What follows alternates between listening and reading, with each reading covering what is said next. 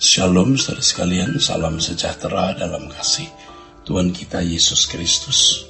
Kebenaran hari ini berjudul menghayati kehadiran Allah. Kita harus benar-benar serius mencari Tuhan dan mengalami Tuhan, sebab Tuhan itu segalanya dalam hidup ini. Kita harus benar-benar serius mencari Tuhan, lebih dari mencari uang, harta, karir, apapun. Benar-benar serius sampai kita bisa mengalami Tuhan, walaupun seorang dosen sekolah tinggi teologi harus masih belum puas dengan pengetahuan teologi yang harus dimiliki, harus merasa belum cukup, bahkan tidak cukup memang. Kita harus mengalami perjumpaan dengan Tuhan yang terus bertambah, ya. Tidak gagal mengalami Tuhan. Adapun ciri dari orang yang gagal menghayati Tuhan adalah perasaan takut terhadap hari esok. Takut terhadap masa depan, takut terhadap kejadian-kejadian yang berlangsung di sekitarnya yang dia pandang mengancam hidupnya. Orang seperti ini hidup dalam ketakutan, kecemasan, kekhawatiran. Itulah orang-orang yang gagal menghayati Tuhan. Padahal Allah itu hidup. Allah itu hadir. Mestinya tidak ada yang membuat kita gentar atau tidak ada yang kita takuti. Ciri paling mudah orang yang gagal menghayati kehadiran Tuhan adalah takut gelap, takut setan. Ini sebenarnya orang yang gagal menghayati kehadiran Allah. Takut dari esok akan terjadi apa-apa.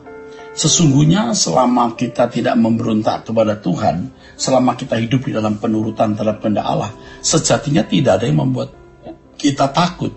Heran ya, orang lebih percaya ada setan daripada Tuhan. Anak-anak dunia lebih berani menghadapi hari esok, tapi kok ada orang-orang Kristen takut menghadapi hari esok? Kalau kita percaya Tuhan itu hidup, Tuhan itu ada, mestinya kita tidak takut menghadapi apapun juga. Selama kita hidup di dalam perkenanan Tuhan. Yang kedua, orang yang gagal menghayati kehadiran Tuhan, pasti hidupnya tidak bersih. Pasti berani berbuat dosa. Terus terang, kadang-kadang kita juga sering gagal menghayati kehadiran Tuhan. Misalnya waktu dalam sebuah percakapan kita menjadi sombong, kita tidak tulus, ya.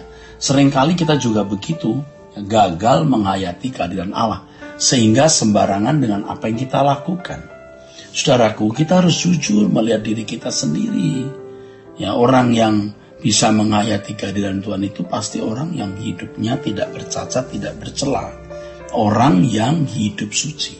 Yang ketiga, orang yang gagal menghayati kehadiran Tuhan itu tidak berani berkorban untuk Tuhan. Tidak berani all out untuk Tuhan. Sebenarnya kalau kita bisa melayani Bapa, bisa memberikan sesuatu kepada Bapa, itu kehormatan.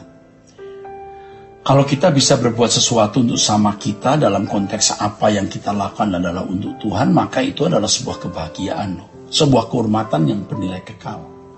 Kita harus melakukan segala sesuatu dengan motif yang bersih, dengan motif yang benar, bahwa kita melakukannya untuk Bapa di surga, dan itu menjadi kebahagiaan kita. Setiap kali kita menolong seseorang, hati kita terenyuh. Waktu kita berbuat sesuatu untuk orang yang kita dasarkan bahwa kita melakukan untuk Bapa di surga, air mata kita bisa berlinang. Kita terharu karena kita boleh berbuat ini sebagai persembahan kepada Allah.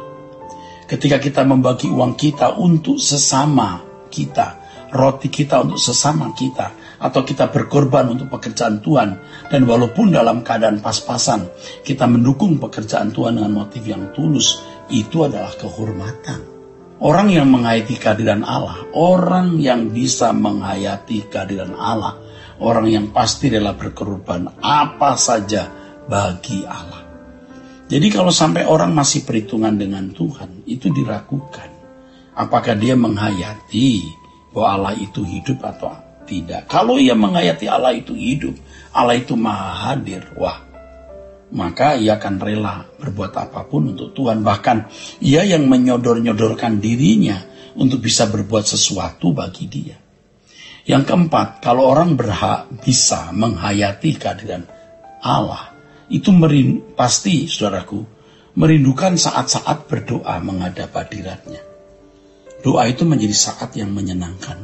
Menjadi saat yang ditunggu, saat yang dinantikan.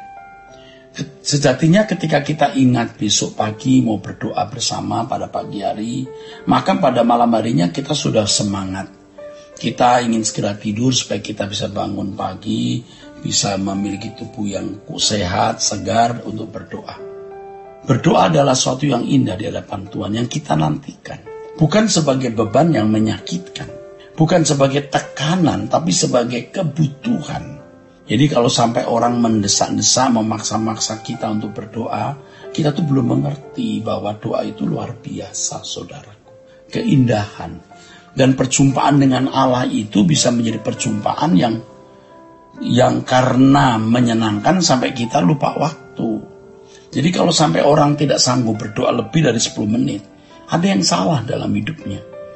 Tidak sanggup berdoa lebih dari 15 menit, itu ada yang salah. Kalau kita berdoa dengan benar dan mengalami perjumpaan dengan Tuhan, 30 menit itu tidak terasa, saudara. Tidak terasa. Ya, sama kan kalau seseorang bertemu dengan orang yang dia cintai, waktu akan terasa berjalan begitu cepat. Nah, saya berharap semua kita sekarang mengerti Allah itu hadir, bisa ditemui, dan betapa indahnya perjumpaan dengan Tuhan itu. Yang kelima, orang yang bisa menghayati keberadaan Allah, kehadiran Allah, itu merindukan bertemu dengan Tuhan. Tidak ingin lama-lama hidup di bumi ini. Betul, bukan lalu ingin mati buru-buru dan bunuh diri, enggak, bukan itu. Tapi rindu mengalami perjumpaan dengan Allah. Mari kita berperkara dengan diri sendiri, saudaraku. Apakah kita serius untuk pulang ke surga? Nah, kita sadar nggak dunia ini bukan rumah kita? Saudaraku, berurusan dengan Bapa adalah sesuatu hal yang luar biasa. Allah yang kita sembah itu Allah Abraham, Allah Ishak, Allah Yakub, Allah Israel. Allah yang membawa bangsa Israel keluar dari Mesir. Allah yang membelah laut Kolsom, yang merobohkan tembok Yeriko, yang mengeringkan sungai Yordan. Wow, Allah yang dahsyat. Allah yang nyata yang ditemui Musa, yang selalu bersama dengan Daniel, yang menolong Sadrak Mesak Abednego dari dapur api. Allah yang nyata. Allah dan Bapa dari Tuhan kita Yesus Kristus. Yang setiap hari Tuhan Yesus bisa menjumpai Bapa dan selalu berjalan dengan Dia. Nah, kita harus mengalami perjumpaan-perjumpaan dengan Bapa dalam doa ini. Dan kita merindukan untuk segera bertemu dengan Tuhan Yesus di surga dan masuk dalam rumah Bapa yang menjadi kerinduan kita. Ketika seseorang tidak menghayati kehadiran Allah dan tidak ingin bertemu dengan wajah Yesus, ia gagal menghayati kehadiran Allah. Sebenarnya orang-orang seperti ini telah keluar dari hadirat Allah. Orang yang keluar dari hadirat Allah tidak mungkin memiliki kerinduan bertemu dengan Tuhan. Tidak mungkin memiliki sukacita menghadapi kematian. Pasti ketakutan. Ia tidak akan siap. Ketika seseorang menghadapi dunia ini, takut menghadapi dunia ini, ya. Ketika seseorang takut menghadapi dunia ini, ketika seorang ceroboh dalam hidup, jadi mudah berbuat dosa. Ketika seorang tidak rela berkorban untuk Tuhan. Ketika seorang tidak berkerinduan untuk hidup di dalam doa. Ketika seorang tidak merindukan langit baru, bumi baru. Tidak merindukan bertemu dengan Tuhan Yesus. Ada yang salah dalam hidup kekristenannya. Pasti ada yang belum diselesaikannya, saudara. Ini berarti orang itu gagal menghayati kehadiran Allah. Orang-orang itu bisa mengaku percaya kepada Tuhan Yesus atau kepada Allah. Secara teori percaya, teis teoritis. Tapi secara praktis pasti dia seperti orang yang tidak mengenal Allah. Artinya ateis, praktis. Ya. Dari kelakuan menunjukkan dia tidak yakin Allah itu ada. Saudaraku sekalian, kalau kita tidak merindukan pulang, kita tidak merindukan kerajaan surga. Itu gagal menghayati kehadiran Allah. Ya, tolong berkati saudara sekalian. Sola Gracia.